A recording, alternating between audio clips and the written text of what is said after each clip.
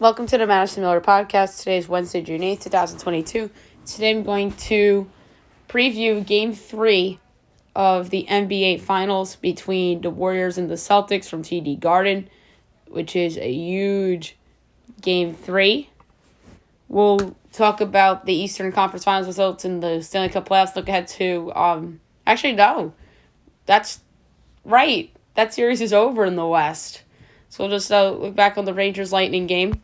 Then we'll talk baseball, WNBA, Women's College World Series. Look at everything going on tonight. Golf, NBA core rankings, primary results, news and notes, and best bets. All of a sudden, this is a big show. All right, we'll start with the NBA Finals. Tonight is Game 3 between the Warriors and the Celtics. Celtics won Game 1 to take back home court advantage. My projections for this game is Boston by 1.5, total 216 and a 10th. And it is the Celtics by 3.5, total 212. I love the over. I think that the Celtics' three-point shooting will be better. I think that their third quarters are going to be better from a scoring standpoint because they're at home now rather than on the road at the Chase Center. And I think that the Warriors will score some points too. So I like the over a lot. Golden State getting to 3.5 is enticing because it's the hook, but I just think that the Celtics are just better. And I like them to win. So I'll take Celtics money line and over in a same game parlay. Although I have a 2-point edge on Golden State. But I'm just not willing to bet on Golden State on the road. So, Boston moneyline and over I like as a same-game parlay builder right there. And some other same-game stuff. Player points, I would go over for Draymond, 8.5 at plus 108, just like the value.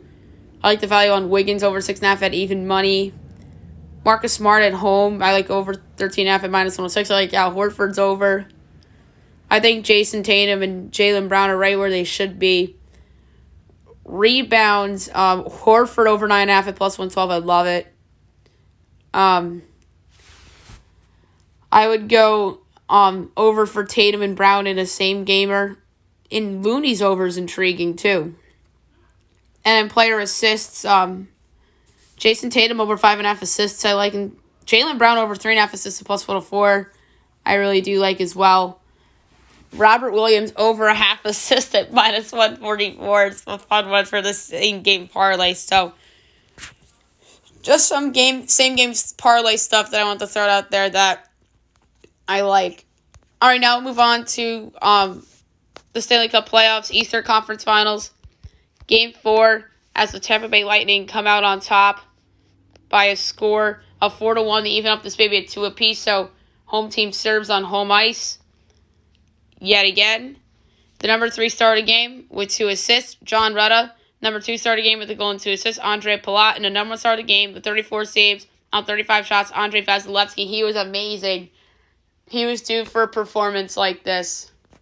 He was the best player on the ice last night, and now we are guaranteed at least a Game 6 in this series, which would be on Saturday night at Amalie Arena, and Game 5 at the Garden is tomorrow, so we'll preview and pick that on tomorrow's podcast, which is going to be an intriguing game by all accounts. I picked Lightning in 6 in that series.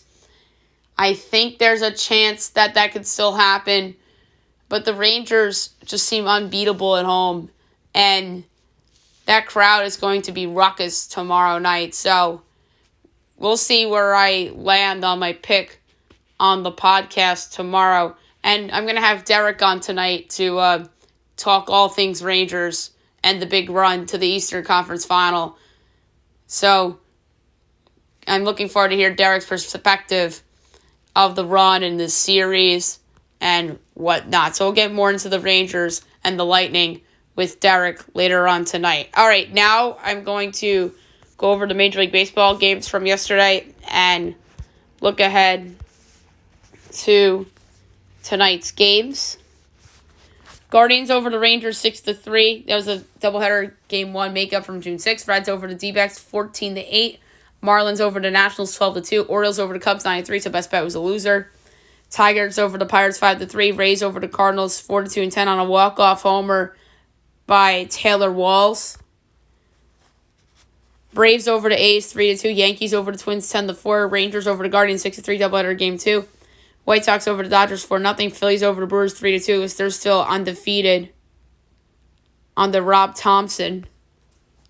Astros over the Mariners 4-1. Blue Jays over the Royals 7-0.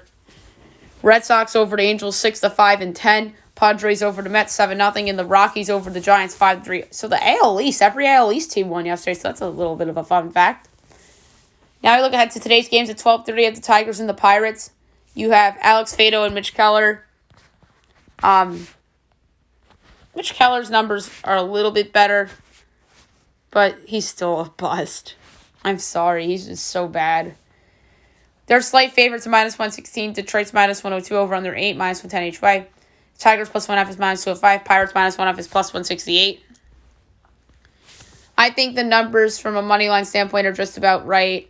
I do like the over 8, though. 2 o'clock, Blue Jays Royals. Yusei Kikuchi and Brady Singer.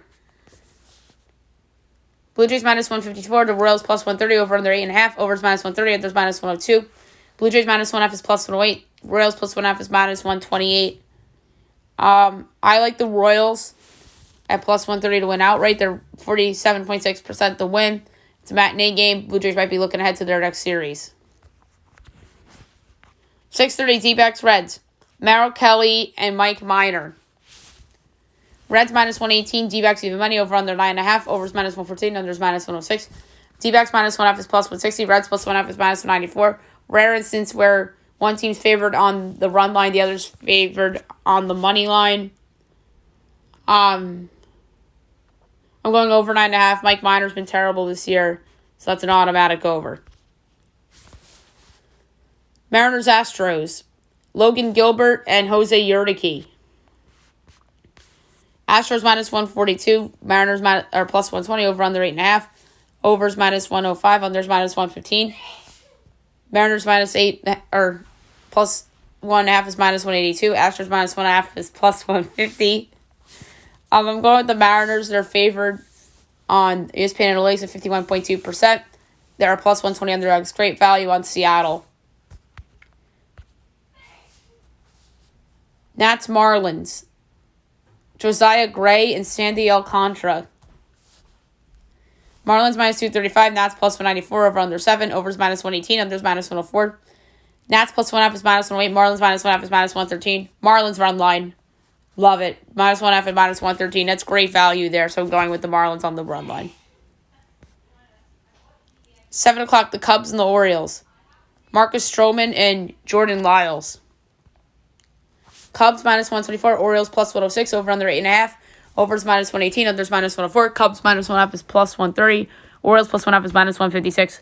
Overs a lock. I love over 8.5 and -118. Next up, the Cardinals and the Rays. Pocky Naughton and Corey Kluber. Rays -172. Cardinals +144. Over under 7.5. Overs -114. Unders -106. Cards +1.5 is -156. Rays -1.5 is +130. I like the under in this game, but I don't feel good about it. Rangers Guardians. Dane Dunning and Shane Bieber. Guardians -164. Rangers +138. Over under 7. Overs -120. Unders -102. Rangers +1.5 is -164. Just moved on me on the spot. Guardians -1.5 is +136. I like the under here too, because Shea Bieber's going to pitch his butt off. 7:20 A's Braves. Jared Cohen making his season debut against Ian Anderson. Braves -235. Oakland +194. Over under 9.5. Overs -105. Unders -115. A's +1.5 is even money. Braves -1.5 is -120. I'm going to go with the over because of the unknown of Cohen. 7:30 Yankees Twins. Nestor Cortez against Chris Archer. Old school versus new school. We got here. Old school being Archer, new school being Cortez. Yanks are minus 172. Twins are plus 144. Over under 8.5. Overs minus 115. Unders minus 105. Yankees minus 1.5 is plus 106. Twins plus 1.5 is minus 128. I'm going to go with the under in this game. I think Cortez will pitch his butt off. And I don't think Archer will be as bad as the Twins pitchers were last night. Although, if I'm wrong here, it's because the Yankees go over by themselves again.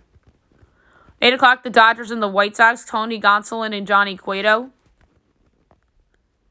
Dodgers minus 176. White Sox plus 146. Over under 8.5. Overs minus 114. Unders minus 106. Dodgers minus 1.5 is minus 104. White Sox plus 1.5 is minus 115. The White Sox on the run line I kind of like. Johnny Cueto hasn't been terrible. White Sox run line plus 1.5 at minus 115. I don't know if they'll win the game, but I think it'll be close. Because, the Dodgers shouldn't be heavier juice, or that heavy of the juice on the run line. Phillies Brewers. Aaron Nola and Adrian Hauser. Phillies minus 130, Brewers plus 110, over under 8, overs minus 112, unders minus 108, Phillies minus 1.5 is plus 130, Brewers plus 1.5 is minus 156. I'm going with Milwaukee. They're plus 110, 49.8% chance, according to ESPN Analytics. So Philly's a slight favorite, according to them. So my even money number for percentages is 47.5. And it's over or better than even money at a higher number. So I love Milwaukee here. They'll win. To hand their Phillies the first loss under Rob Thompson. 9:30, Red Sox Angels. Nathan Eovaldi and Reed Detmers. Red Sox minus 168. Angels plus 142. Over under 8.5. Overs minus 105. Unders minus 115. Red Sox minus 1.5 is minus 102. Angels plus 1.5 is minus 118. I think the Angels' run line's at a good number. They just fired Joe Madden first game under Phil Nevin. So, I'm going to go Angels, not the win, but I'm going to take them on the run line, plus 1.5 and minus 118. 9:30, Mets Padres. Chris Bassett and Sean Manaea. Padres minus 126, Mets plus 108, over under 7, overs minus 104, unders minus 118. Mets plus 1.5 is minus 100, Padres minus 1.5 is plus 164. I'm taking the Mets on the money line, plus 108. 49.9% chance to win. So give me the Mets. And at 9:45, you have the Rockies and the Giants. Antonio Senzatella and Alex Wood. Giants minus 225, Rockies plus 188, over under 9, overs even money, unders minus 122. Rockies plus 1.5 is minus 118. Giants minus 1.5 is minus 102. Tough one. I am going to go with the over because Alex Wood hasn't been that good, and neither is Antonio Senzatella. So I like over 9 at even money. All right, now move on to the WNBA. We will recap yesterday's games and look ahead to tonight's window. Alrighty. Liberty over the Lynx, 88-69. Big win for New York. They're 4-8. Minnesota's 3-9. Sabrina Ionescu, 26 points, 8 boards, 8 assists. She looks like the player that she was supposed to be in this game. Kayla McBride, 13 points for Minnie. Storm over the Dream, 72-60. The Storm 6-5. Atlanta 6-5. Julia Lloyd, 26 points. And Cheyenne Parker had 13 and 10 boards for the Dream. 2 games tonight, 7 o'clock. You have the Fever and the Sun. The Fever are 3-10. The Sun are 9-3.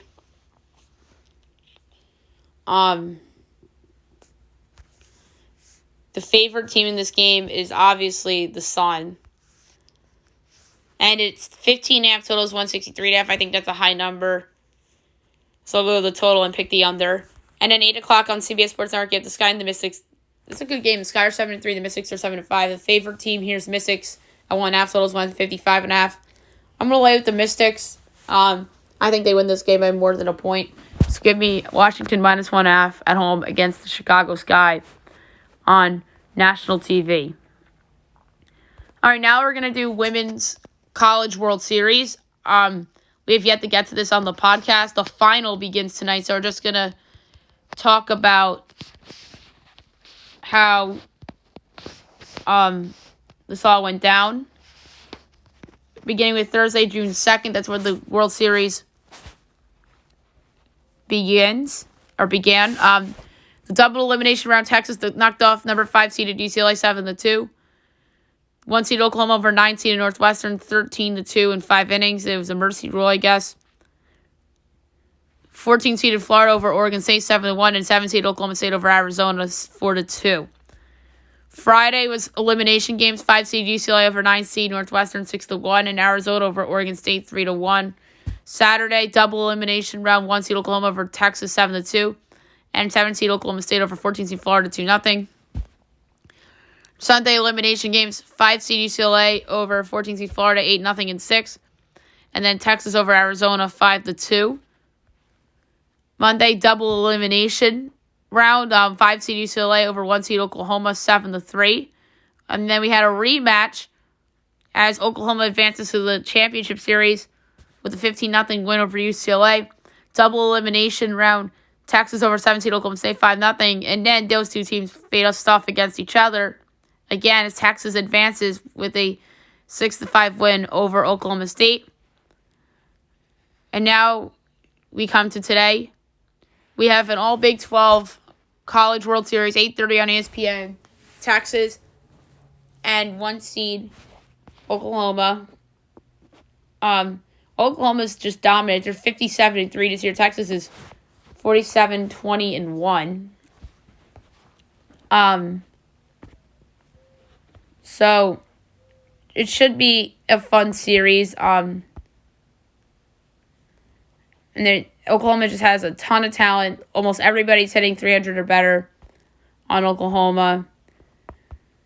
And Texas has a lot of good hitters too. But I just think Oklahoma's flat out better. I think this is going to be a sweep. I think Oklahoma wins in 2. They are that good of a team. And I don't think we can bet. Oh, we can. We just can bet on the series outcome. Oklahoma's -1050 and Texas is 7-1. Texas is not winning that series. Oklahoma's sweeping. So I expect Oklahoma to win tonight, and I expect them to win tomorrow. So I think that Oklahoma is just too good for Texas or anybody, really. So we'll see how this series ultimately plays out, even though it's a conference rival. All right, now I'll move on to golf. We have the Canadian Open this weekend from St. George Golf Course in Toronto. So it should be a fun tournament. 6:40, Hank Labodia, Vincent Whaley, Matthias Schwab. 6:51 Eastern, Brian Stewart, Henry Higgs, Hayden Buckley. Oh no, Hayden Higgs actually is at 7. And Max McGreevy, 6:51. So Harry Higgs, Sam Piercy, and Kevin Stadler at 7 o'clock. 7:02, Adam Hadden, Mackenzie Hughes, and Mike Weir. 7:11, Rafa Barabeo, Jason Duffner, and Vincent Taylor. 7:13, Rory McIlroy, Justin Thomas, Corey Connors. 7:22, Lucas Hodges, Nate Watney, and Seung Yul No. 7:24, Shane Lowry, Brent Snecker, Matt Fitzpatrick. 7:33, JT Potson, Carlos Ortiz, Charlie Hoffman. 7:35, JJ Spawn, Nate Taylor, and Tony Finau. 7:44, Tyler Duncan, Dylan Fratelli, and Robert Streb. 746, Jonathan Vegas, Cam Piercy, and Johnson Wagner. 755, Chengson Pong, Lucas Donald, Adam Long. 757, Adam Cook, Peter Malnati, and J.J. Henry. 806, Henrik Norlander, Doug Gibb, and Greg Chalmers. 808, Wyndham Clark, Ben Martin, and Scott Brown. 817, Danny Lee, Chris Kirk, Bo Van Pelt. 819, Joseph Brumlett, Michael Gillick, and Trevor Weeblow. 828, John Huston, Richard Johnson, and George McNeil. 830, Bo Hogg, Ben Coles, and Callum Davison. 839, David Lipsky, David Skins, and Yi Xiao. 841, Cam Thompson, Chris Gotterup, and Justin Lauer. 850, Nick Hardy, Jason Bone, and Brendan Leonard. 852, Jim Konis, John Merrick, and Max Sokolic. 901, Joshua Creel, Joseph Dierney, and Dylan Wu. 912, Patrick Flavin, Jared DeToit, and Miles Creighton. 12 o'clock, Matt Wallace, Sungmoon Bae, and Scott Gacheski. 12:11, Aaron Ray, Bryce Garnett, and Mark Hubbard. 12:20, Alex Smalley, Sahith Thiglia, and David Lingmerth. 12:22, John Huh, Mark Hensby, and Ben Crane. 12:31, Rory Sabatini, Camilo Vegas, and David Hearn. 12:33, Joaquin Herman, Danny Willett, and John Rollins. 12:42, Trey Mullinax, Roger Sloan, and Kelly Kraft. 12:44, Brendan Todd, Matt Trainer, and Sung Hoon Kang. Martine Trainer, my bad, guys. 12:53, Scotty Scheffler, Cam Smith, and Sam Burns. 12:55, Keith Mitchell, Emiliano Grillo, and Martine Laird. 104, Justin Rhodes, Harold Varner III, and Tyrell Hatton. 106, Sodi Kodiara, Brandon Hagee, and Sean O'Hare. 115, Cam Champ, Sebastian Munoz, and Parker McLaughlin. 117, Patrick Rogers, D.A. Points, and Ricky Barnes. 126, Kramer Hickok, Sam Ryder, and Jonas Blixt. 128, Stefan Yeager, Ryan Armour, and Tommy Gainey. 137, Ryan Moore, Bill Haas, and Jonathan Bird. 139, Brandon Wu, Rasmus Hojard, and Callum Tarrant. 148, Wesley Bryan, Robert Garrigus, and Matt Every. 150, Dolby Vanderwall. Now I'm just going through notables because of time. 159, Adam Svebson. 201, Grayson Sigg. 210, Paul Barjan. And that's it among notables. And for a pick, it's probably going to end up being a chalk pick. But a lot of the big guys you would think are looking ahead to next week to the U.S. Open. So I did initially want to go with a chalky pick. But I'm going to go with somebody that I think is just due.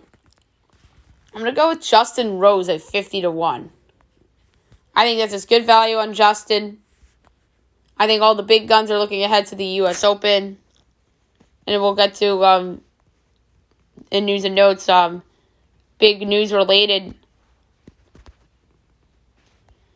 to the U.S. Open. So I'm going to go with Justin Rose to win the RBC Canadian Open at 50-1.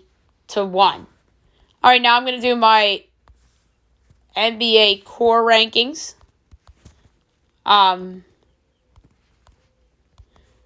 We did baseball yesterday and football on Monday. This one might have been the easiest to do, honestly, because the majority of these teams, I picked 4 players, and they think 1 or 2 teams I picked 3 players. And how I've been doing it is based on how I feel about every core. Guys that are in trade rumors or soon-to-be free agents on those certain groups are picked lower than you might expect. Or cores that have brighter futures, short and long-term than others, might be ahead on some others. So without further ado, here we go with the NBA core or team core rankings. Number 30 of the Houston Rockets, Jalen Green, Alperen Sengun, Christian Wood, and Kevin Porter Jr.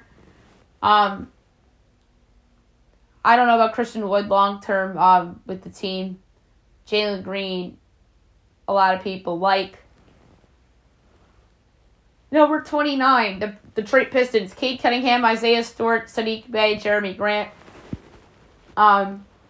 Pistons versus Rockets was for the bottom. Ultimately, I picked the Pistons to avoid the cellar.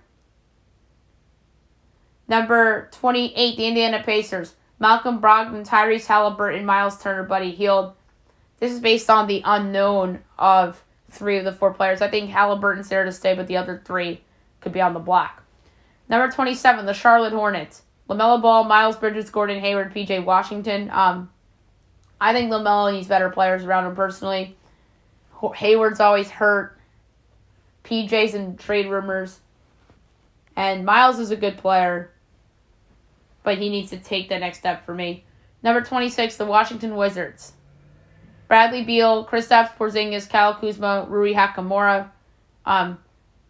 Beal is the best player on the bottom 5 teams of the core rankings. Porzingis with Beal, I think, is going to be an interesting dynamic if they are to play together. Kuzma coming off a breakout year, and Hachimura is a nice player. 25, the Sacramento Kings, De'Aaron Fox, Domantas Sabonis, Harrison Barnes, Davion Mitchell. Like that core a lot. Barnes could be trade bait, though, and same for Mitchell. 24, the Orlando Magic, Cole Anthony, Wendell Carter Jr., Franz Wagner, Jalen Suggs. Orlando's soon to be getting one of Jabari Smith, Paolo Banchero, or Chet Holmgren in there replacing somebody. So someone on the chopping block with the Magic here in terms of core guys. Core 4s. 23, the Oklahoma City Thunder, Shai Gilgeous-Alexander, Josh Giddey, Alexei Pokusevich, and Lou Dort. I like this foursome a lot. SJ has a lot of upside. So does Josh Giddey. He showed promise his rookie year. Number 22, the New York Knicks, R.J. Barrett, Julius Randle, Mitchell Robinson, Emmanuel Quickley.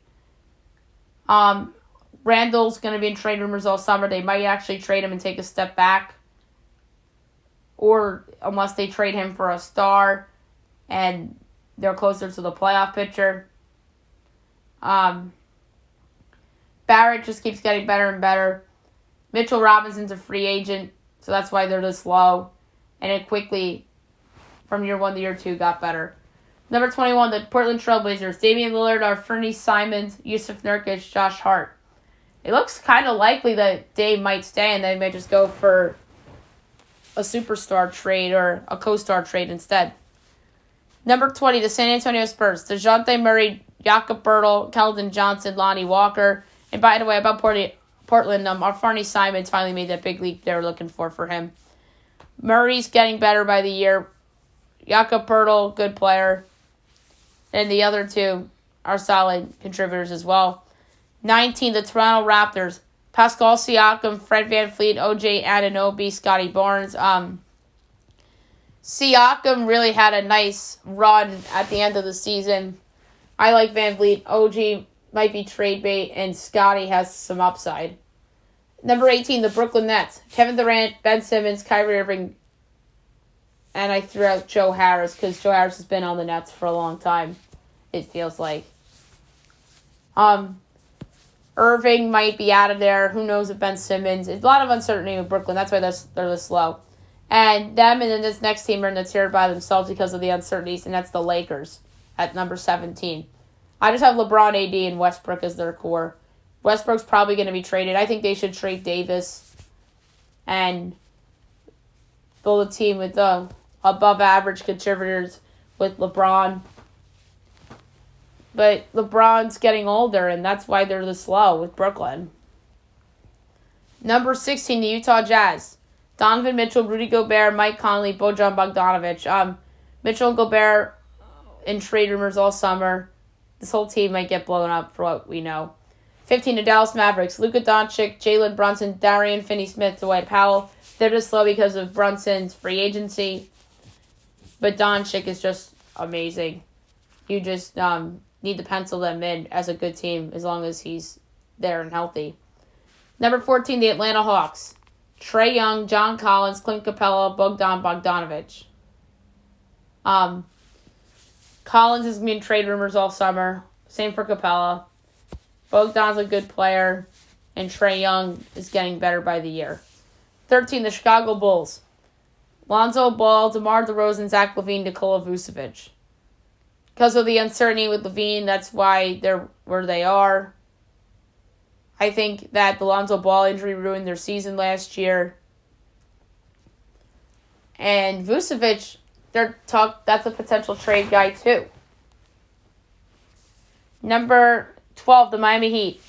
Jimmy Butler, Bam Adebayo, Kyle Lowry, Tyler Herro. I understand they were just in Game 7 of the Eastern Conference Finals, but they're not even in the top 10 of a core ranking because Butler's just not as good as these other superstars are. That's just the reality of the situation. Number 11, the Philadelphia 76ers. Joel Embiid, James Harden, Tobias Harris, Tyrese Maxey. Harden's uncertain future is why they're out of the top 10. But Joel Embiid's just a monster. Number 10, the New Orleans Pelicans. Zion Williamson, CJ McCollum, Brandon Ingram, Herb Jones. The potential of Zion is why they're in the top 10. Ingram and McCollum worked great together this past season. And Herb Jones has turned into a solid contributor for them, and I would consider him a core guy replacing Josh Hart for me. And Lonzo Ball, for that matter. Number 9, the Cleveland Cavaliers. Evan Mobley, Darius Garland, Colin Sexton, Jared Allen. This was an easy one. Garland and Allen were all-stars. Mobley, Rookie of the Year finalist. Sexton coming off the ACL injury, but he's still a solid player. Number 8, the Minnesota Timberwolves. Anthony Edwards, Karl Anthony Towns, D'Angelo Russell, Malik Beasley. This is based on how we feel about Anthony Edwards and his progression towards super-duper stardom. Karl Towns is a good player. Russell is feast or famine. And Beasley's been around a while. 7, the Memphis Grizzlies. John Morant, Jaren Jackson Jr., Dylan Brooks, Desmond Bane. I like this group a lot. Bane and Brooks, I think, are trade bait potentially. Maybe even Triple J, but I don't think they'll go that route. And Ja is just simply amazing and is going to be an MVP candidate next year. Number 6, the Los Angeles Clippers. Kawhi Leonard, Paul George, Reggie Jackson, Norman Powell. This is based on the prospect of Kawhi and PG being themselves and healthy next season and going forward. Jackson's turned into a nice solid contributor for this team, and Powell I really like as a player. Number 5, the Phoenix Suns. Chris Paul, Devin Booker, DeAndre Ayton, Mikal Bridges. Ayton's going to be traded. That's why they're out of the top 4 for me. CP had a meltdown in the playoffs against Dallas. And then Booker's now their best player, I would say. Number 4, the Denver Nuggets. Nikola Jokic, Jamal Murray, Michael Porter Jr., Will Barton. Murray and Porter are going to be healthy next year. Jokic, 2-time reigning MVP. And Barton, a really solid bench player that can occasionally start for Denver. So the Nuggets have earned the top 4 spot for me. Number 3, the Milwaukee Bucks. Giannis Antetokounmpo, Drew Holiday, Chris Middleton, Brook Lopez. The reason why the Bucks are not in the top 2 is because they're not in the finals, and I don't think Drew and Chris are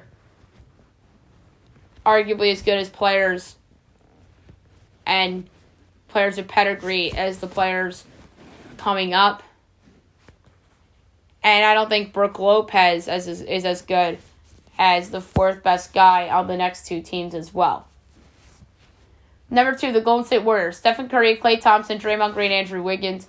Andrew Wiggins, I don't think, is all-star starter type of player like we saw in the All-Star game this year. I just think that Warriors Twitter just voted him in single-handedly. Steph's amazing. Klay has his moments. There's talks about how he should be benched. He shouldn't be benched. He's earned the benefit of the doubt for me. And if they were to bench him and they lost, you'll never hear the end. And Draymond isn't as good offensively as he used to be, but he's still a great team player. And number 1, the Boston Celtics. Jason Tatum, Jaylen Brown, Marcus Smart, Al Horford. Tatum and Brown is a great foundation duo for a long time. I like Jaylen as a number 2 better than Drew or Chris, depending on how you feel who the Bucks number 2 is, or Klay and Draymond any day of the week. Marcus Smart's made a big jump this year with the starting point guard role, and Al Horford, the Celtics probably should have never let him go in the first place because he really is a glue guy for this team. So there you have it, the NBA team core rankings. Now move on to primaries. We had results last night in a lot of states that had their primaries.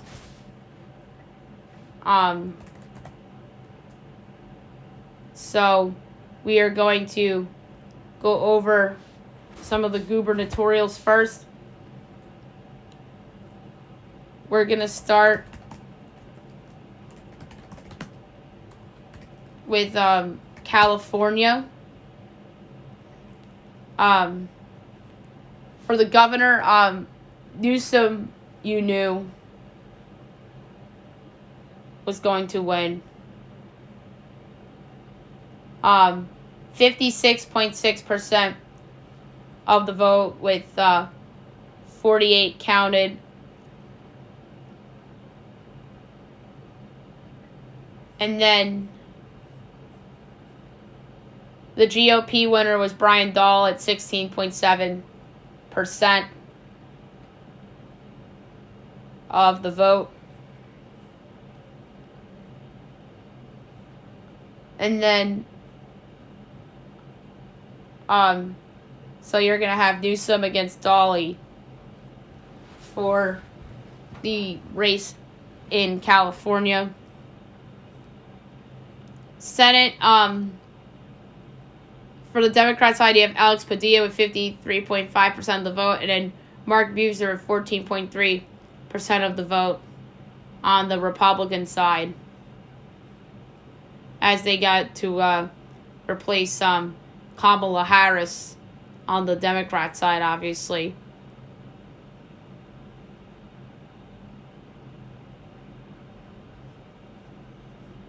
And then the House.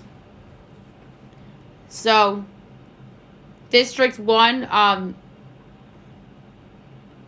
Republican Doug LaMalfa and Democrat Max Streiner. District 2, Democrat Jared Huffman. District 3, Democrat Kermit Jones and Republican Kevin Kelly. District 4, Democrat Mike Thompson. District 5, Republican Tom McClintock and Democrat Michael Barkley. District 6, Democrat Ami Bera, Democrat Doris Masui. District 8, Democrat John Garamendi. District 10, Democrat Mark DeSaulnier. And Michael Kerr for the Green Party. District 11, Nancy Pelosi. District 12, Barbara Lee. District 14, Eric Swalwell. District 16, Anna Eshoo. Those are all Democrats. I just listed those 4 district winners I just mentioned. District 17, Democrat Ro Khanna and Republican Ratish Tandon. District 18, Democrat Zoe Lofgren. District 19, Democrat Jimmy Pineda and Republican Jeff Gorman. District 20, Republican Kevin McCarthy. District 21, Democrat Jim Costa. District 22, Democrat Rudy Salas. District 24, Democrat Salud Karjabal and Republican Brad Allen. District 25, Democrat Raul Ruiz. District 26, Democrat Julia Brownlee and Republican Matt Jacobs. District 27, Republican Mike Garcia and Democrat Christy Smith. District 28, Democrat Judy Chu and Republican Wes Hallman. 29, Tony Carendas. 30, Democrat Adam Schniff. 31, Democrat Grace Napolitano and Republican Daniel Martinez. 32, Brad Sherman. 33, Pete Aguilar. 35, Norma Torres. 36, Ted Liu. 38, Linda Sanchez. 39, Mark Takano. 43, Maxine Waters. 44, Nanette Barragman. 45, Republican Michelle Steele and Democrat Jay Chen. 47, Katie Porter and Scott Broad. 48, Republican Darrell Issa and Democrat Stephen Holan. 49, Democrat Mike Levin. 50, Scott Peters, Democrat and Republican Corey Gustafson. 51, Democrat Sarah Jacobs and Republican Stan Kaplan. And 52, Democrat Juan Vargas. That's all for California. Now move on to Iowa. For Senate Republican primary, Chuck Grassley with 73.5% of the vote, with 98% in.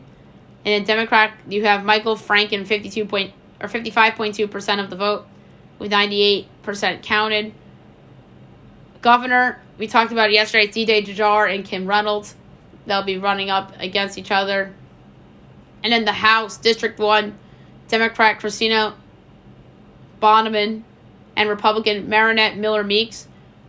District 2, Liz Mathis, Democrat, and Republican Ashley Hinson. And by the way, Districts 1 and 2 were both uncontested. District 3, uncontested Democrat Cindy Axon, and then Zach Dunn wins Republican.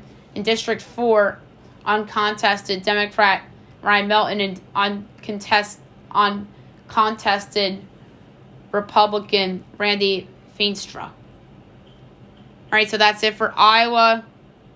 And now we'll do New Jersey. For Jersey, it was House. So District 1, you have Donald Norcross and Claire Gustafson. District 2, Tim Alexander and Jeff Van Drew. 3, Andy Kim and Bob Healy. District 4, Matthew Jenkins, uncontested, and Chris Smith. District 5, you had Josh Gothamer, uncontested. District 6, uncontested, you had Frank Pallone, and winning Republican was Susan Kiley. District 7, Tom Malinowski and Thomas Keane Jr.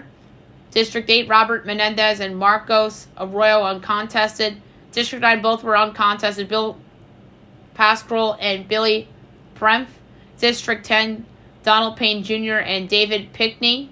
District 11, Mickey Sherrill, uncontested. And District 12, Bonnie Watson Coleman, uncontested, and Darius Mayfield, uncontested. So you have District 11 Republican and District 5 Republican still up for grabs.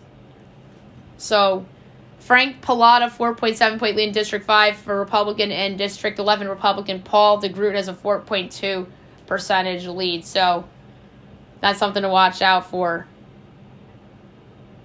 Jersey. Next we'll do Montana. So that was an interesting primary. So the House 1st District, we're still up in the air with the Republican House between Ryan Zinke and Al Olszewski. Zinke with the 41.4% of the vote, and then Olszewski with 40%. So that's still up in the air with 80% of the votes in. And in Democrat, you have Monica Trinnell with 65% of the vote in. And then you had John Lamb in the Libertarian primary uncontested. And then the House 2nd District,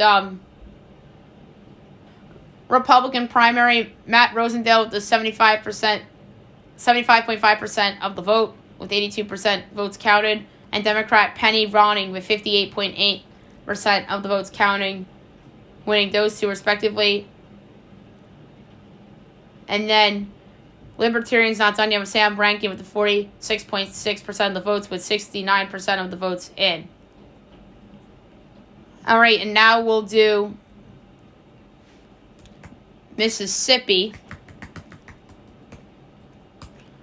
So that's 5.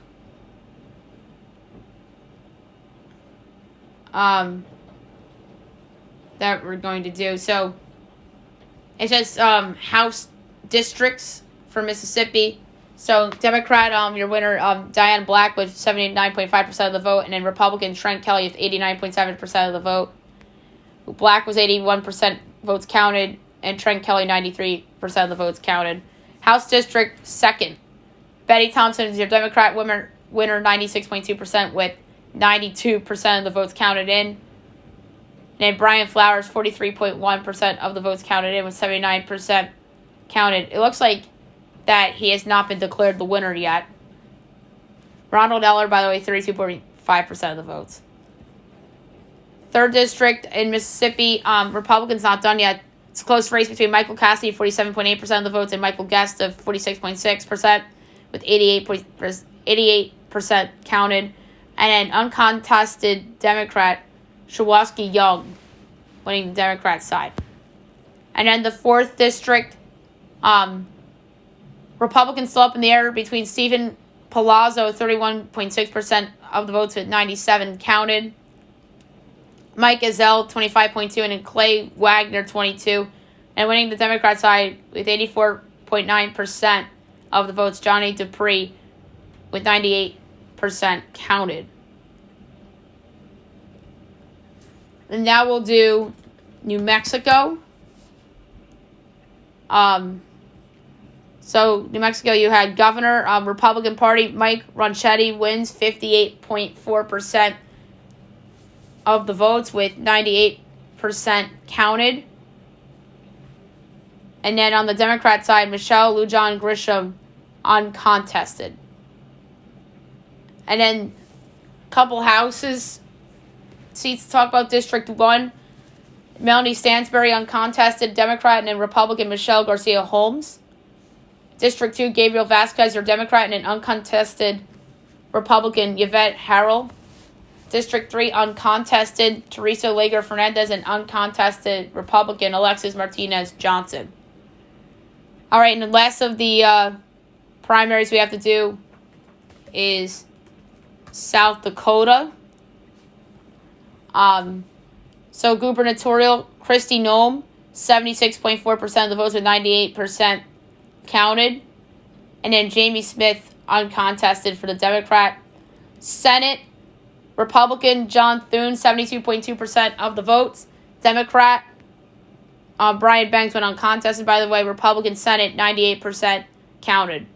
House, At-large district Republican Party, Dusty Johnson with the win with 59.3% of the votes, with 99% of the votes counted. So that was a lot of primaries talk, and we only have a couple next week. So next week with the election talks for primaries won't be as much as today's. All right, news and notes time. I'm going to try to be fast here because of time.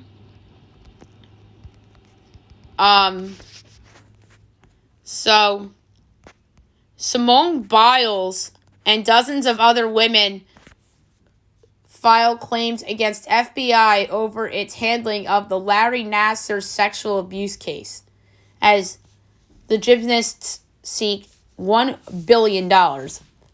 We'll see how that goes. Obviously, this is a big deal, as it feels like this Larry Nassar thing's never going to end. Tiger Woods out for the U.S. Open because he says he needs more time to get stronger. Obviously struggled in the PGA Championship, so I don't blame Tiger for sitting this one out. So the Denver Broncos have been officially sold to the Walton Penner family for a U.S. sports franchise record of $4.65 billion. The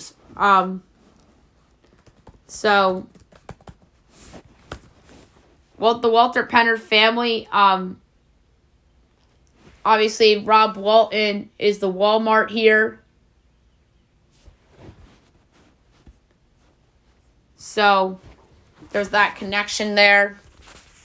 And there's rumors that Rob Walton was in the lead for this, and ultimately he got it. The New York Times reports that Deshaun Watson met with 66 women for massages over a 17-month period, and the Texans enabled alleged sexual misconduct. That's just disgusting. I won't be surprised if Deshaun Watson doesn't play a game for the Browns this season. And obviously I did the NFL core rankings the other day, not knowing about this. That's just disgusting. And Deshaun Watson might be guilty after all, after saying numerous times that he wasn't. DK Metcalf is holding out of mandatory minicamp as contract talks have not resulted in a new deal. Now enter his name into the trade mix, or ultimately Seattle and Metcalf will come to terms. I think that Metcalf wants out because Russell Wilson's not there anymore. That's just me, but we'll see. A couple baseball injuries. Peter Alonso against the Padres after he got hit by a pitch on the right hand, as he'll go further imaging. And then Mike Trout leaves the game against the Red Sox with a groin injury. That's not good after they fired Joe Madden yesterday, as they have now lost 13 straight games. And that surprising firing kind of came out of nowhere. And it's crazy because they were off to a great start. They were up there with the Astros in the division, and they completely free-falled. But the reality is that the Angels are a two-man team. Whether you like it or not, I understand Taylor Ward's having a breakout season. Some of the pitching was good early on. But the Los Angeles Angels of Anaheim are a two-man team. And that's why Joe Madden wound up being the fall guy. They just have to do a better job building around those guys. And ultimately, the manager was the fall guy. It's just unfortunate. Now Phil Nevin's going to take over. We'll see how they do. Darius Leonard is out of some of training camp after going a back procedure. That is not good for Indy. We'll see if this extends into the season. Another firing. The Los Angeles Sparks fired Derek Fisher as Fred Williams will be the interim coach for the remainder of the season. I'm not surprised. Derek Fisher is not a good basketball coach. He was the worst coach I've ever seen, pretty much, with the Knicks. The worst basketball coach I've ever seen in terms of a team I follow. And then And he was not good with the Sparks as he got fired. Even though they were in the WNBA finals, but they were in the finals, or was it the conference finals? I don't remember, because of star power, not because of Derek Fisher. They made it that far in spite of him. And now they finally pulled the trigger on it. Joe Madden says he was surprised by his dismissal. As he says, there was no finger pointing, and his dismissal surprised him a lot. There's a lot of talk that among NBA Twitter that LeBron would join the Warriors after Bron made his pick on the shop. Of course, NBA Twitter is doing that. The Bulls are eyeing Rudy Gobert in a trade after Quinn Snyder steps down. And speaking of the Jazz, a couple of interview candidates, as they've received permission to interview Johnny Bryant, Will Hardy, Charles Lee, Joe Mazzulla, and Alex Jensen. So, if they hire like an assistant, you know they're going to blow it up. I mean, you could just sense it. PK Subban wins the King Clancy as he becomes the first Devils player to ever win the award. The Rangers' injuries are starting to catch up to them a little bit as Ryan Strome is out. And then Philip Hedl left the game due to an upper body injury. There's a viral picture going around of Steve Kerr in a bandana. It was actually really funny to see. You would never see that from Steve Kerr. And Kraken goalie Chris Drieger out 7 to 9 months as he tore his ACL. He had knee surgery and will miss the start of next season. So there you have it for news and notes. And last but not least, my best bet of the day, brought to you by FanDuel. I am going to go with the I'm going to go with the run line. And the one I really like that I gave out as a pick earlier in the show. I love Miami run line, -1.5 against the Nats. I love it. I'm going to lay a unit on it.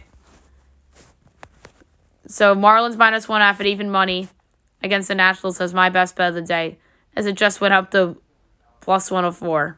Oh, well. All right, so that's it for today's show. I'll be back tomorrow recapping everything and looking at everything going on tomorrow. And then obviously news and notes and best bet for you, as well as an NBA mock draft potentially. Hope you guys have a great day, everyone.